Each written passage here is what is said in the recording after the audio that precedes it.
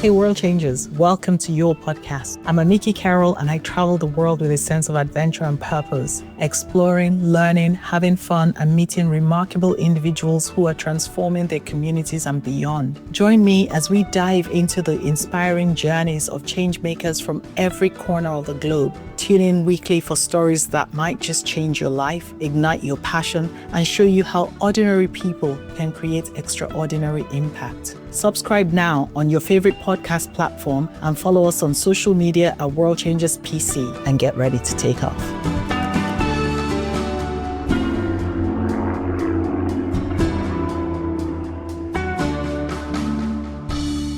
Hello, everyone, and welcome, Martha. It's such a delight to see you again. My guest this week is Martha Schumacher. Martha is just a warrior in so many ways. I mean, she is also a colleague in the fundraising and business development consultancy profession. I have a lot of respect for her. But most importantly, what I love is that you're really one who stands up for equity and justice, the same passions that burn in my heart burn in yours. And I just love that. So today, I want to start by, first of all, exploring who you are, what you do, and what's brought you to this moment very quickly.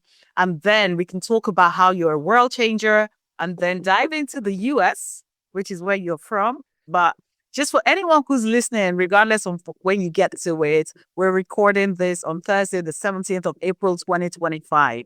So everything that's being said is in context of where we find ourselves today. So welcome, Martha. Tell us about you. AmickyCarol, it is so nice to see you. And just to give folks some context too, it was actually kind of amazing because I'm always tracking AmickyCarol because I always feel like she's doing things I want to know about. And I'm always happy to be a part of that. But I will say that it had been a while since we'd seen each other face to face. And then we were both in Amsterdam. We were both back at IFC at the International Fundraising Congress last October. And it was just wonderful to run into you. I think I ran into you first, like at the cafeteria, like for lunch or breakfast or something. And then she did an incredible session, and I got the privilege of being a part of attending that session. So coming back to you, I just shifted gears there to the listeners, didn't I? I said, okay, folks, here's what she did. And now I'm going to talk back to you directly, AmickyCarol. But anyway, thank you so much for inviting me. I feel really honored to be a part of this. And I think in terms of kind of giving you a little history, perhaps of me or my origin story, so to speak, I don't want to belabor it too much, but I think I'm happy to spend a few minutes on where I came from and how I got here. And the short answer is that I was born and raised in Ann Arbor, Michigan. Ann Arbor is the home of the University of Michigan, which has been in the news a lot lately, for better or for worse. And one of the reasons for that, the good news is they are currently in a lawsuit, which is a positive thing, which I don't necessarily need to get into, but we could. But the bad news is recently they basically dismantled their DEI program. So they, in my estimation, kind of caved. And obviously that's really disappointing. But anyway, all of this is to say, on a happier news side to this, growing up in Ann Arbor was actually kind of amazing because it is a really progressive community. For someone who has lived in DC for 38 years, it's funny because there are some people who call Ann Arbor kind of like the mini Washington. I got exposure to a lot of pretty cool things. And then what I would say is on top of that, I grew up with parents who my father, believe it or not, was actually the host of a show on NPR that is called Jazz Revisited. So I grew up with the sounds of Ella and Louie and Duke and Billy in our home, and that was incredible. And then my mother actually was a middle school, they called it social studies and language arts, but of course what that really just means is history and English. And so she was a middle school teacher for decades, but what she did in her kind of volunteer spare time when I was a little kid was work on the Equal Rights Amendment, which of course was not successful. That had a big impact on me because I remember all the work she put in. And frankly, I remember the night she came home crying to tell my sister's brother and I that the ERA had not passed.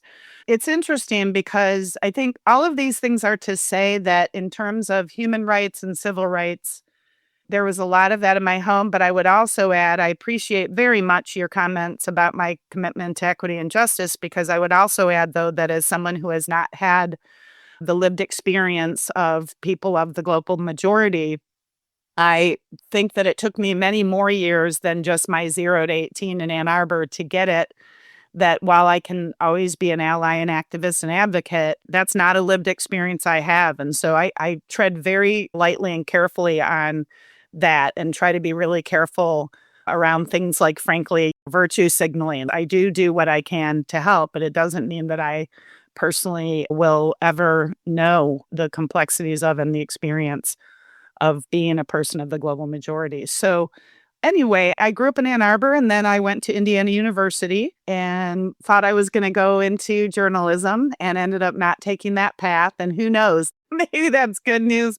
Maybe it's bad news. Right now, we need ethical and principled and strong journalists. So I still have tremendous respect for that profession, and especially for those who are bringing truth to power, who are journalists. But I did end up then out of that thinking that I was going to become an attorney, because I ended up majoring in law and public policy.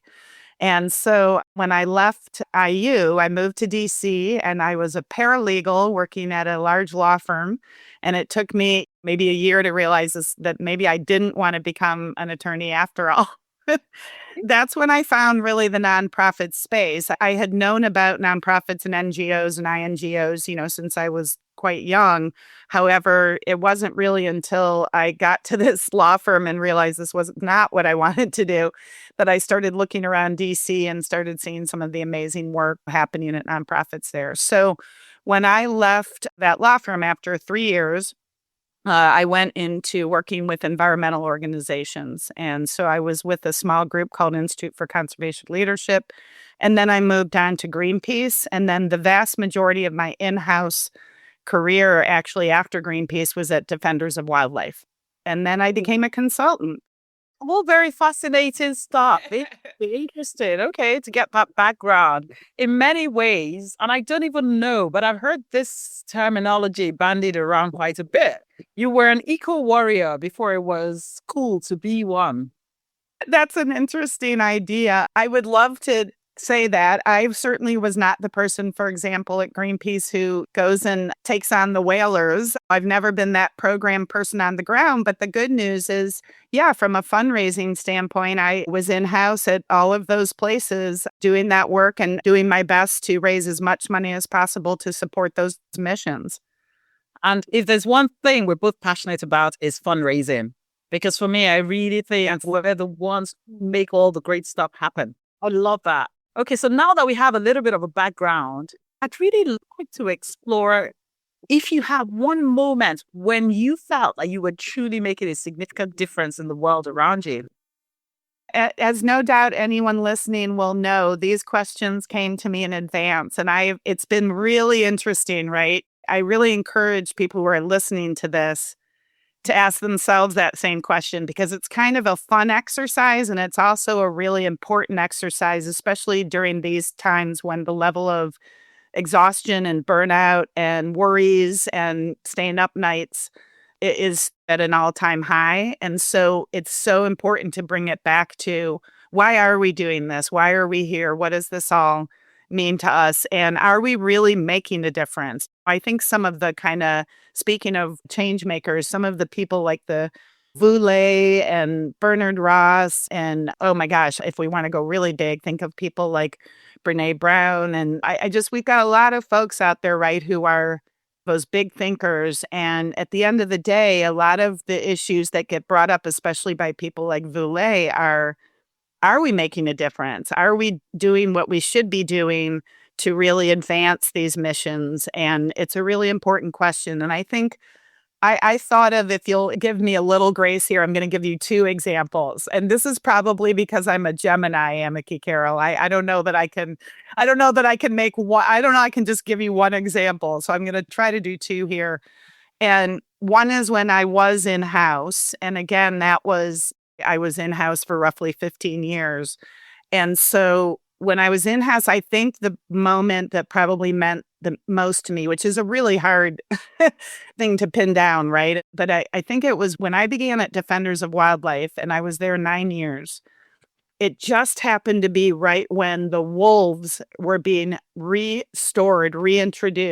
to Yellowstone National Park. It was a huge moment for conservation.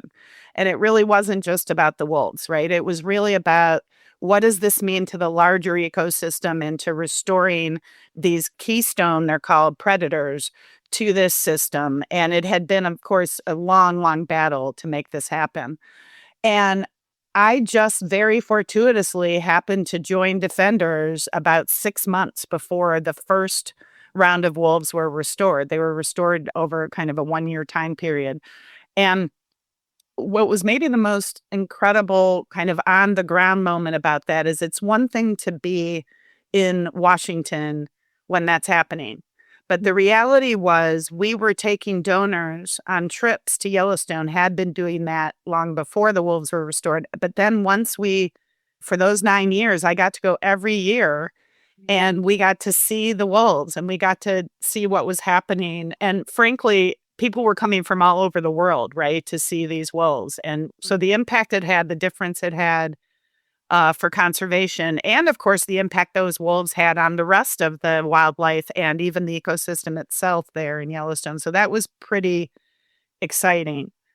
What I would say, since I've been a consultant, which I've been doing for over 21 years, and I just kind of can't believe that, but is most recently, and I work with a lot of different groups. There are many groups that, kind of all different types that I might be working with at any given time. In this particular moment recently, and they're actually still a client, but the reason I say recently is that it's an affordable housing regional group in the DC area. Generally, I work, and I think you're like this too. I generally work more with, national or global groups, but they reached out. I happen to know the VP development really well. And so it was hard to not say yes. And so a few years ago, they reached out about a campaign. And so on December 31st, 2024, just, almost about 4 months ago, we concluded that campaign. It was a $20 million campaign and we reached over 21 million. But here's the difference. The money, of course, it's important. You've got to do that to get there. But here's why it feels like such a difference was made, which is the goal of that campaign was and is to double the amount of affordable housing units in the DC region by the end of the decade. Okay. So that, if you think about how expensive DC is to begin with and how hard it is to live there regardless, the idea of being able to actually double the opportunity for folks who need affordable housing to have a place to live, that feels like a big difference to be made. And I am so proud to have, had the good fortune to be able to partner with them on that. Yeah. Yeah, I love that. Honestly, I mean, there are a number of things I wanted to I had to hold myself back from jumping in to say. Please jump in anytime. Yeah, I know, but what you're saying is so good and it's so relatable. Maybe because I'm also a fundraiser and a business development consultant and trainer. A lot of things you've had to come. Yes. Yes. And I just love the fact that we can actually go in and make a difference to a campaign. Literally change the prospects. We can support people to go out and change the world, even though we're doing it behind the scenes. Because at the end of the day, good causes need good fundraising. It's just a fundamental principle, isn't it? That's right. That's right. Yep. Love that. So you're the first, I think, fundraiser World Changer I've brought on board, which is, oh my goodness. I know. Others are maybe honored. I know. Others are more on the project delivery side, which is great. Sure. You even have experience of that a little bit, I'm sure. But then something I also wanted to say is this issue of providence. I don't believe in coincidences. You keep talking about the fact that, okay, you started this, didn't work out. So, honestly, I don't know if you were a journalist or if you were a lawyer, whether we would have happened. And I certainly say, everywhere I see you deliver training or speak, and even when you stood up for me once when I was training, I see, was throwing some microaggressive comments my way. Major microaggressions. It was awful. It was. And you were the Awful. one who called it out and who was like, come on, stop. We can keep it objective. So that's great. What you do is fantastic. So yeah, I don't believe in coincidences at all. And I think you're where you are, where you're supposed to be. Thank you.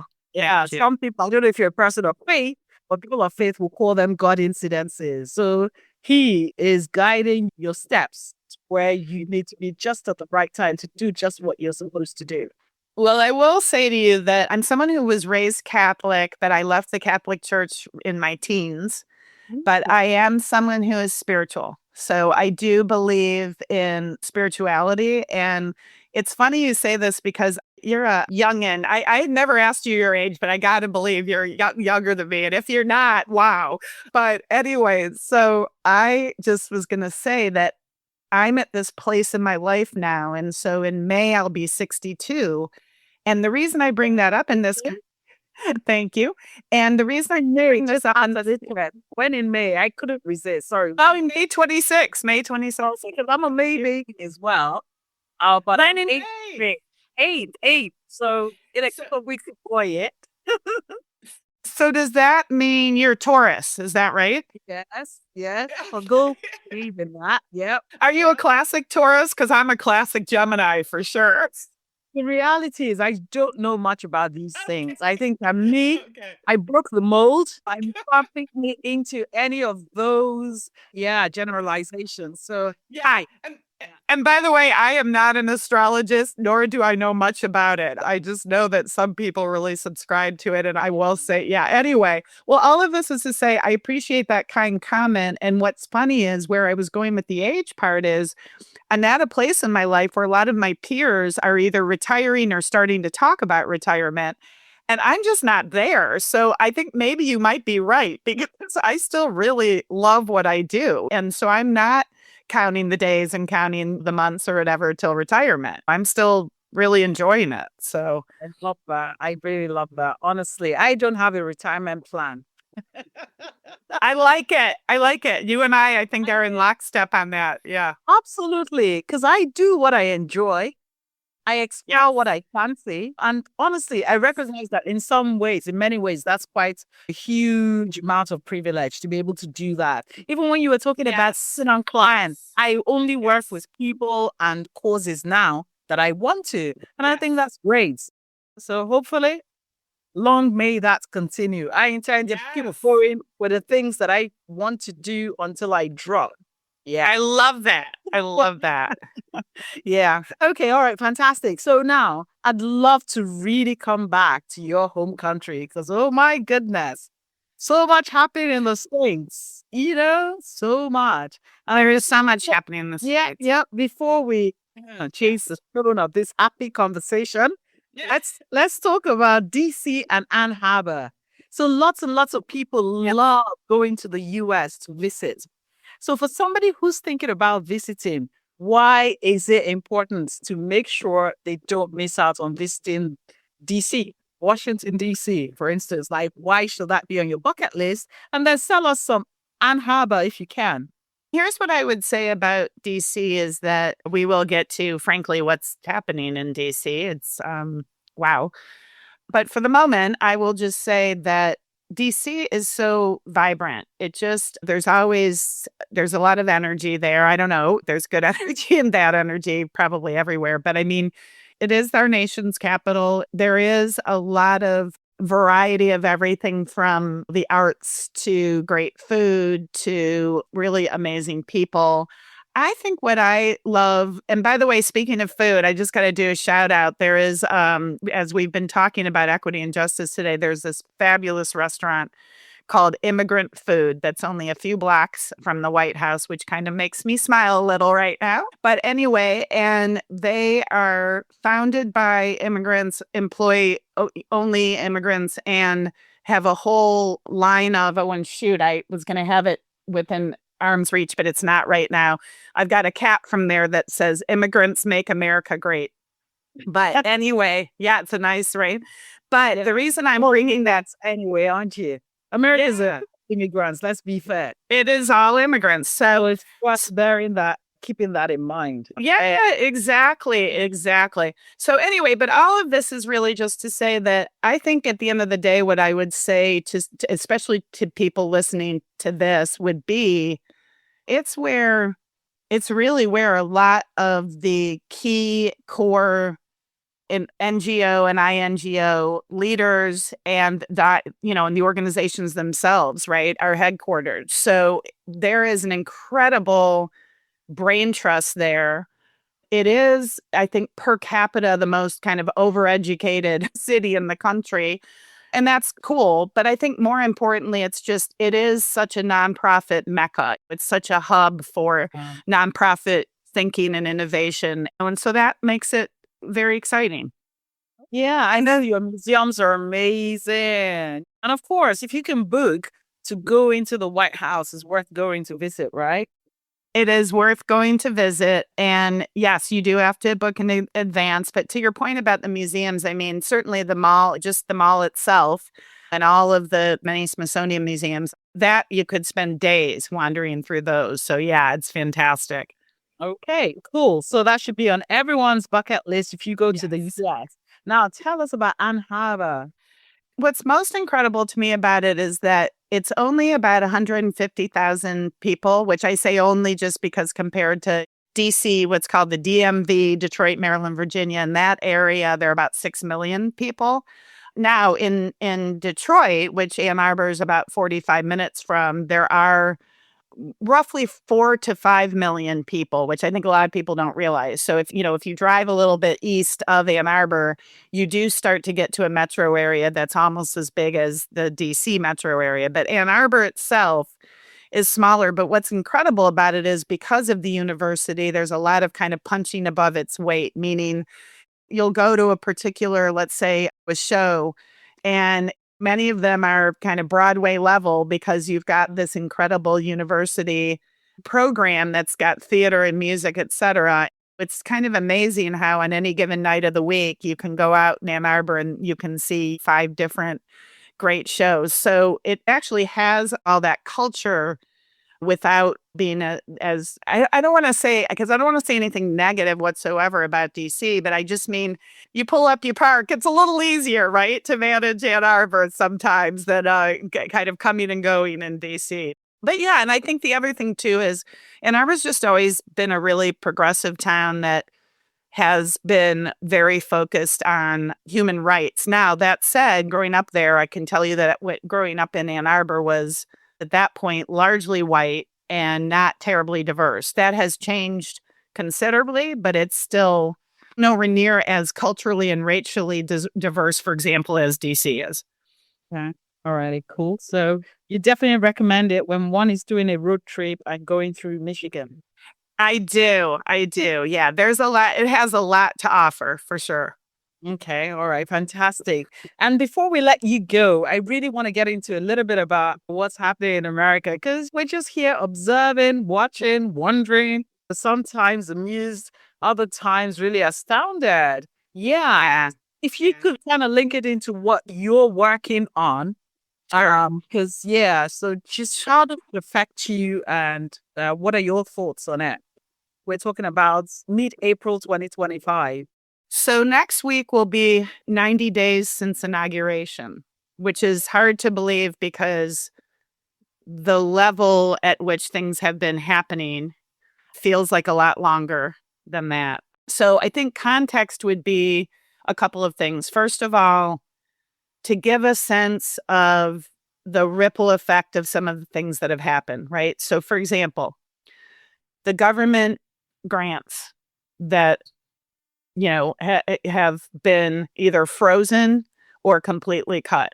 All right. So federal government grants going to various organizations, going to various nonprofits.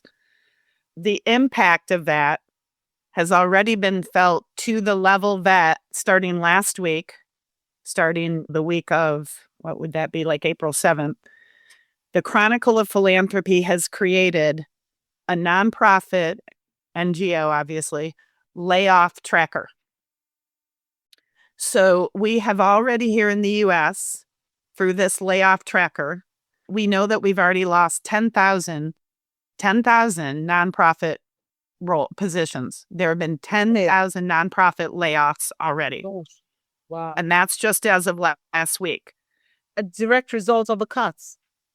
Well, the short answer would be yes, but the longer answer, frankly, would be that it's a combination of organizations anticipating they're going to lose that money. Okay. It's also the idea that that's going to have an impact on other parts of other aspects of the organization as well. And so, yes, it's both kind of direct and indirect result of that. The other one of many other kind of major happenings is the fact that government employees themselves. So coming back to why I was kind of hedging on what I was saying about DC and visiting DC and getting that White House tour, because it's horrible right now in DC. The government agencies, the really crucial ones, largely starting with, there were a few other things that happened first, but pretty much starting with, and I know this was global news, and I have no doubt this was news, very concerning news where you are, is the fact that USAID was essentially, now it's not technically shuttered, but it might as well be.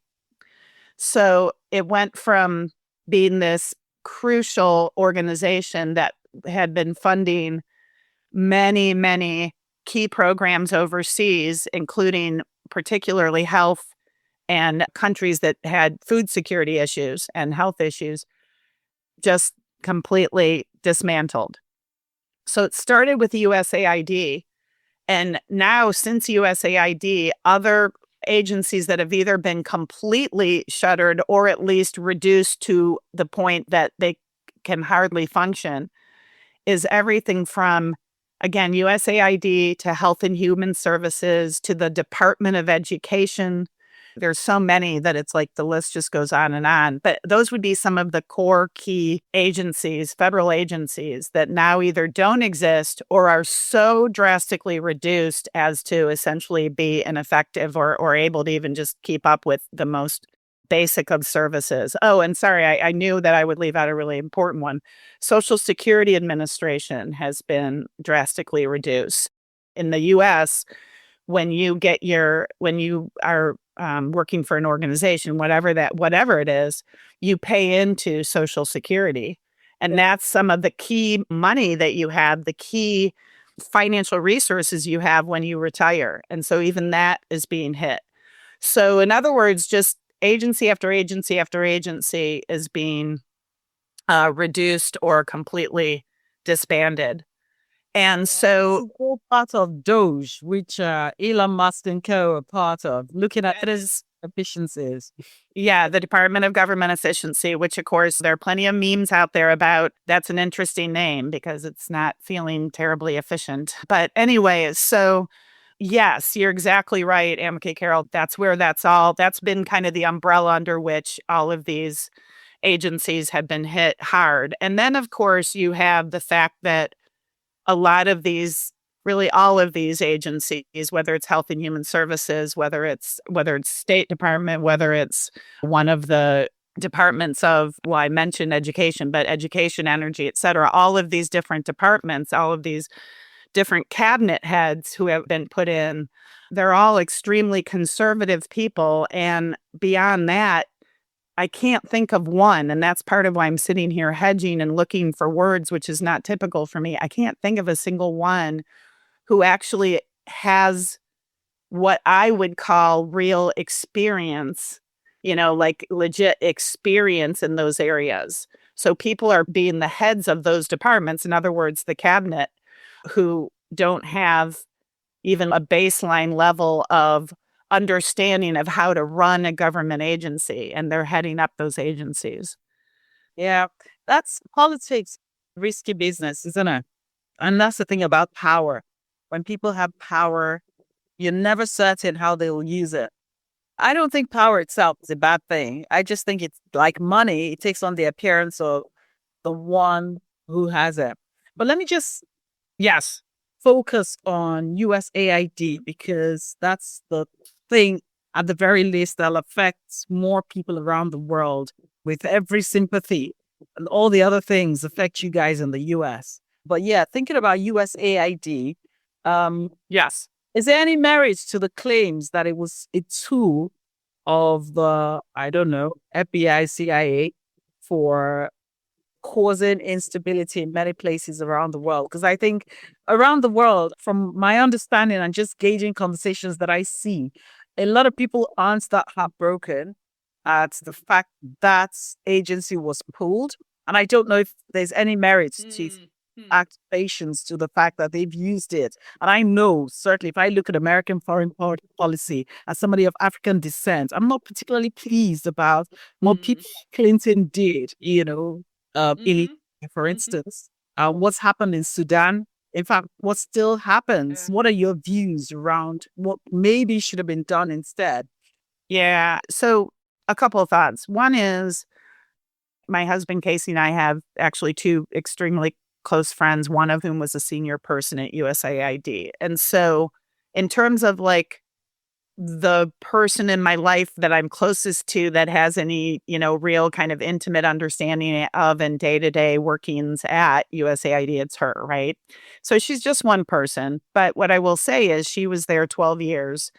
And at least from my understanding of the kind of work she did, there was a real integrity to and a real legitimacy to at least the role she played, but not just the role she played, the role she played in her own job, but also as a part of that team, right? And what that team did.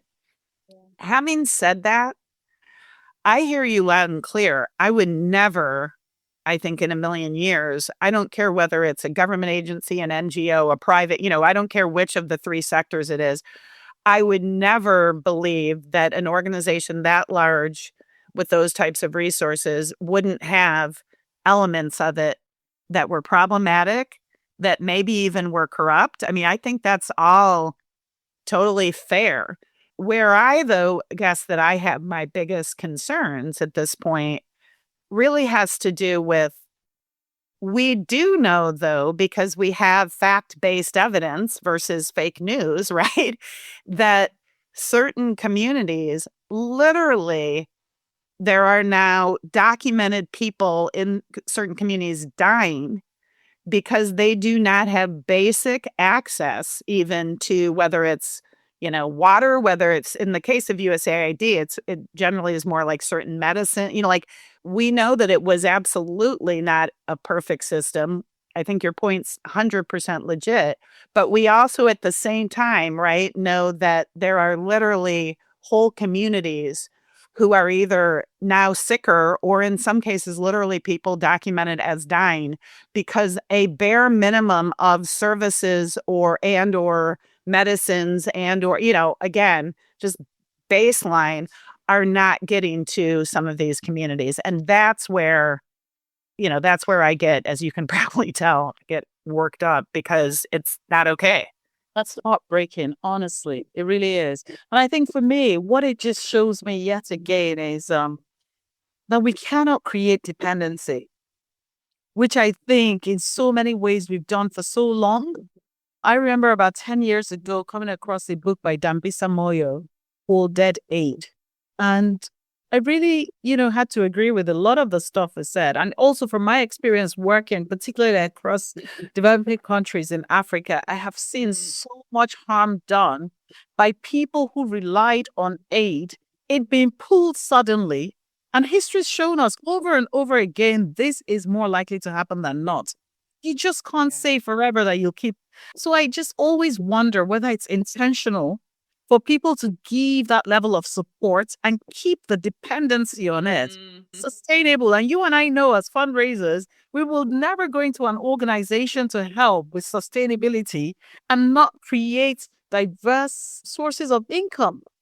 Is part of also where you're going with this, also the kind of colonial, patriarchal, just that whole kind of dependency, right? I think if I'm hearing right, that's also kind of part of what we're talking about. But yes, the sustainability piece, I think, has always been. But I don't disagree with that. But I guess I would go one step further and also say, though, but you've also got to create an environment where the systems are such in the local governments, right? Because I think we could spend another half hour, hour, whatever, talking about what are the systems that are already in place that for some communities anyway are making it, impossible or near impossible for them to get to a place of independence.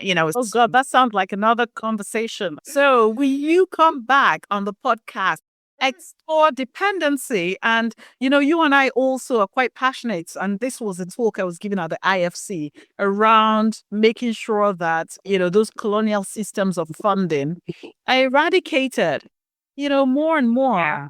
people who give money should give so in a manner that's unrestricted, based on trust. Yes. Make it flexible, to how those things given. Yeah. And the person who comes to mind for me here in the States, of course, is Mackenzie Scott. She's been really clear around, I'm going to give these big tranches of money and you do what you do because you know better than I do how to spend it. I'm not going to, speaking of patriarchal, I'm not going to pull a matriarchal, moment and tell you how to spend it. I'm going to just give you general operating support and go for it because that's what you really need. So, yeah, I mean, and she's not the only one, but she's probably the best US example of someone who is consistently trying to do that for as many, organizations as possible. Yeah. Oh, wow. Such an interesting area to explore. It could take us in different places. But anyway, we're going to have to pull this to a close now. Okay. Okay. Super interesting talking to you, Martha.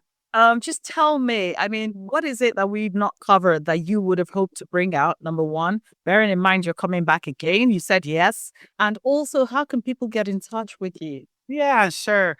Well, I think one thing you'll tell me whether, which is something, sorry, folks, probably should have asked AmickyCarol before we got on the call, but hopefully somewhere in how this gets distributed, you can, put my email and my website and all those good things. And so that's how to get in touch.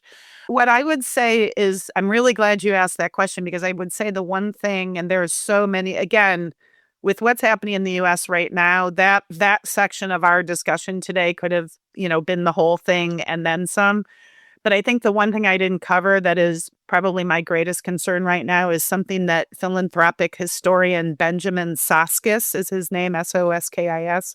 And I really recommend folks follow him on LinkedIn. He is currently doing a really good job of essentially, sadly, the last few days, he's been really normally been probably posts like once a week at most. And he's kind of been posting every day for the last week or so because of what's been happening.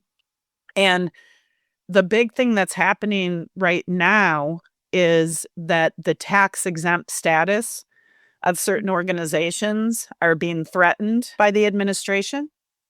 The biggie right now that's been in the news for the last probably week is Harvard. And so as we sit here today, it has publicly been stated by this administration that they are going to pull Harvard's tax exempt status. And I almost feel like if there was, if we had a sound effect, if there was a dun dun on this, this would be the moment to put that there because I can't imagine anyone listening to this, especially if they're kind of hearing that for the first time. I don't know, by the time this plays, maybe everyone will know about it. But I'm just saying that who would have ever thought I or anybody else would ever be uttering those words out loud? But it is not at this moment, does not appear to just be an idle threat. It seems to be something they are seriously considering. And so the other piece to this is that the latest news item this morning is that on Earth Day, which is this Tuesday, they are going to pull the tax exempt status of any environmental organization working on climate change.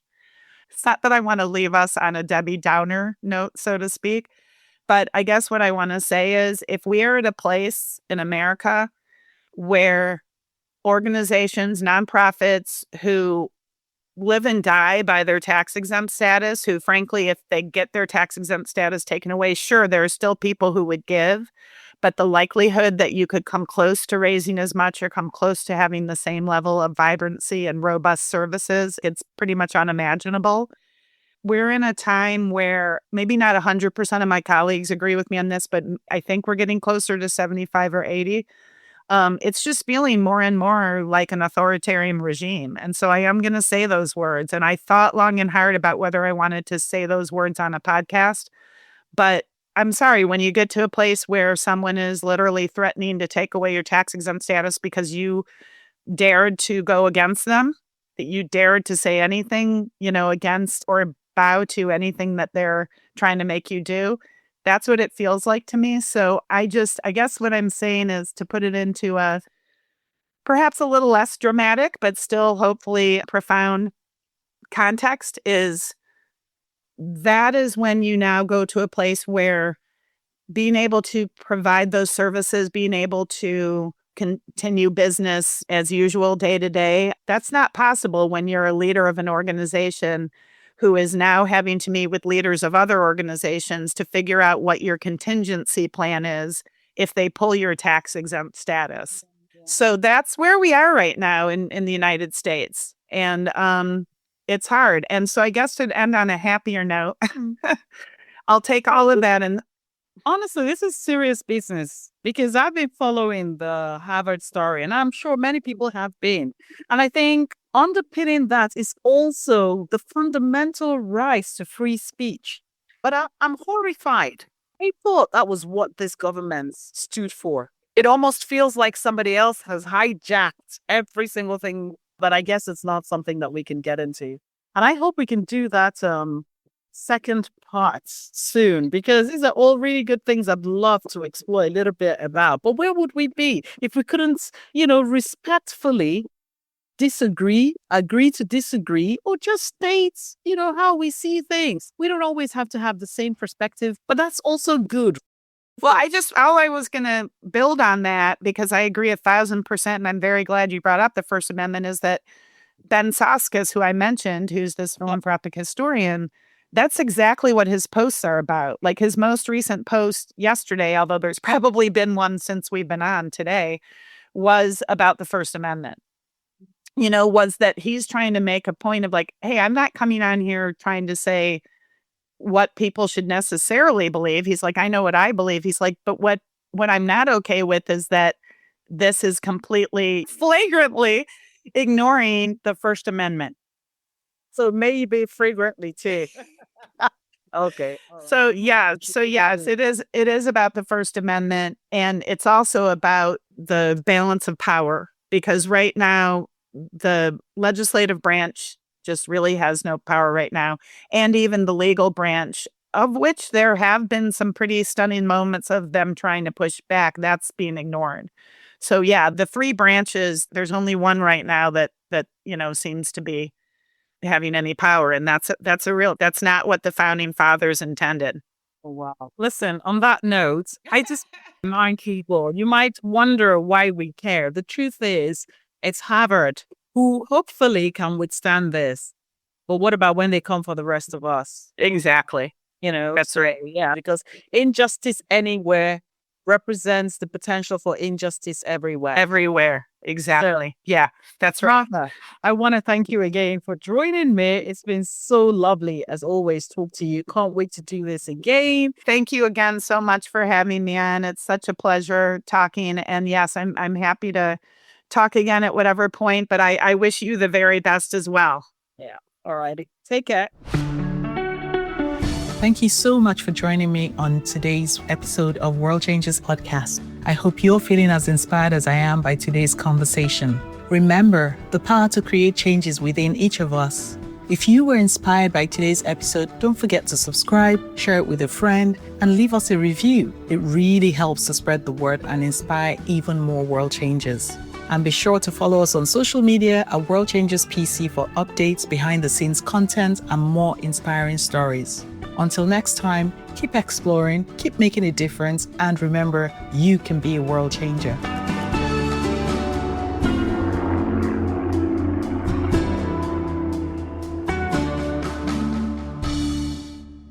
The World Changers podcast is produced by Humanize Live and presented by AmickyCarol. Visit theavocadofoundation.org to find out more about how the Avocado Foundation is tackling global inequality through education, stewardship, and financial literacy.